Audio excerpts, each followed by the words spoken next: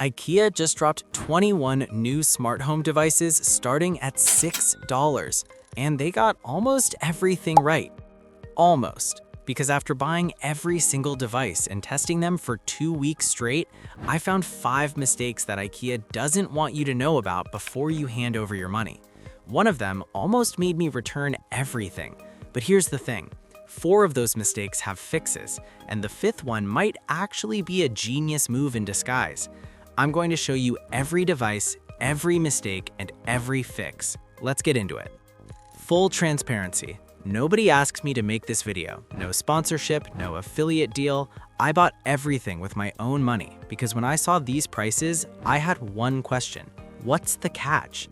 $6 smart bulbs, $8 door sensors, $10 motion sensors, all running Matter over Thread, meaning they work with Apple HomeKit, Google Home, Amazon Alexa, Samsung SmartThings, Homey, Home Assistant, everything. A complete sensor suite for around $100 that would cost you $300 to $400 from Philips Hue or Aqara. So yeah, either IKEA cracked the code or something is wrong. I found both. Let me start with what's inside every box. Then I'll show you exactly where the problems are. Here's what I got. Kaiplot's smart bulbs in 3 versions, 470 lumens for around $6, 806 lumens for around $10, and a bright 1521 lumen version for around $13, all dimmable, full white spectrum. Bill Racer remotes in 2 styles, a dual button version for $8, a scroll wheel version for $9, magnetic backing on both, wall mount included. They control up to 3 different lighting groups. Meek Spray motion sensor, $10. Yes, that's Swedish for mosquito spray. No, it doesn't repel mosquitoes. Welcome to IKEA product naming. Timmerfloat temperature and humidity sensor, $10. Built-in display. Press it once, see the temperature. Press again, see humidity. No phone needed. Meegbet door and window sensor, $8. Clipbook water leak detector, $10. And the Alpstuga air quality sensor, $30. Tracks CO2, PM 2.5 particles, temperature, and humidity, all in one device. Quick note on the Alpstuga, it does not come with a USB-C cable or wall adapter. You have to buy those separately. That's already mistake number 1, by the way. A $30 sensor that needs power to function should include the cable to power it. It's not expensive, it's just annoying. And for a first-time buyer who's never set up a smart home device, opening a box and realizing you can't even turn it on without a trip back to the store is a terrible first experience. Alright, let's talk build quality, because cheap usually means cheap. Not here. The bulbs feel solid, proper glass, decent weight, not the flimsy plastic you get from no-name brands. The remotes surprised me most. They have real weight to them. The magnetic backing is strong enough that I stuck it to my fridge and it hasn't moved in 2 weeks. The motion sensor is IP67 rated, fully sealed against dust and water, mounted outside in the rain for $10. Most outdoor rated motion sensors start at $30. The temperature sensor has a clever little screen. You don't need to pull out your phone just to check if a room is too warm. And the water leak sensor. Small disc, place it under your sink or next to your washing machine, it screams at you the moment it detects moisture and sends a push notification, because one flooded basement costs more than every IKEA sensor in this video combined. Build quality across the board is excellent for the price. I couldn't find a single device that felt like it would break in 6 months. That's not where the mistakes are. The mistakes are in the setup. And that brings us to mistake number 2, the Doriga Hub. This is the brain of IKEA's smart home system. White cube about the size of a router, power cable, Ethernet port, that's it. It's a full Matter controller with a built-in Thread border router, meaning it doesn't just control IKEA devices, it can manage Matter devices from any brand. It also bridges your old Trod-free Zigbee devices into the new Matter ecosystem, so you don't have to throw away anything you already own. $109 in the US, about $70 in Europe. Setting up the hub is dead simple. Plug it in, download the IKEA Home Smart app, scan the QR code on the bottom, connected in 2 minutes. Adding the first 2 bulbs? Easy. Powered them on, the app found them instantly, named them, done. The third bulb, however, refused to connect. The app kept spinning, timed out, gave up. This is mistake number 2. IKEA doesn't tell you anywhere in the setup guide that new devices enter pairing mode automatically when you first power them on. And that pairing window only lasts 15 minutes. If your hub is still booting, if you're reading the manual, if you're setting up your account, that window closes silently. The device looks dead. The app can't find it. You think it's broken. It's not. It's asleep. Here's the fix. For bulbs, turn them off and on 6 times rapidly. On the 6th cycle, the bulb blinks and re-enters pairing mode. For sensors and remotes, hold the pairing button for 10 seconds until the LED blinks rapidly. Then, and this is critical, reboot your hub. Unplug the Derigera, wait 10 seconds, plug it back in. Let it fully boot, about 60 seconds. Then try pairing again. Fresh device, fresh hub, clean handshake. I got that stubborn third bulb to connect on the first attempt after doing this. Same thing happened with the MyBet door sensor. Timeout error, 4 failed attempts. Factory reset the sensor, reboot the hub. Connected immediately. Here's what should happen. IKEA should print 1 line on the Quick Start card. If a device won't pair, hold the button for 10 seconds and reboot your hub. That single sentence would save thousands of people hours of frustration. They don't print it. That's the mistake. All right, mistake number 3. The hidden requirement nobody talks about. Every single sensor in this lineup needs a thread border router to function. The MyG Spray motion sensor, the MyBet door sensor, the Timmerflotte temperature sensor, the Clipbock water leak sensor, the Alpstuga air quality monitor. None of them work without a thread border router. IKEA's product pages didn't clearly state this when these devices first launched. They've since updated the listings, but the damage was done. Thousands of people bought $8 sensors thinking they could just pair them to their phone. You can't.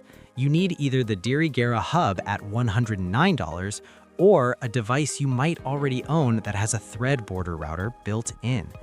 Apple HomePod Mini, thread border router. Apple TV 4K 2022 or later, thread border router.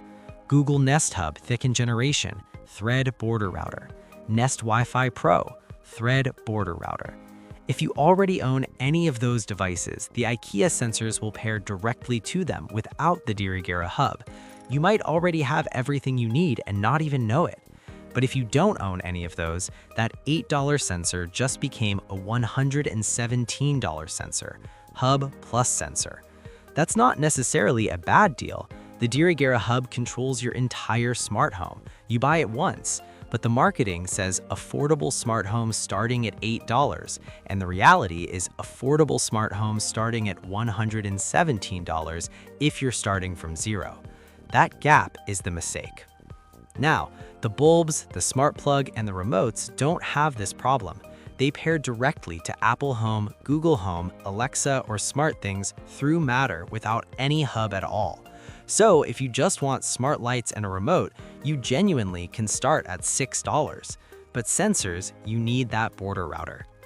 Mistake number 4, the Bilracera scroll wheel remote.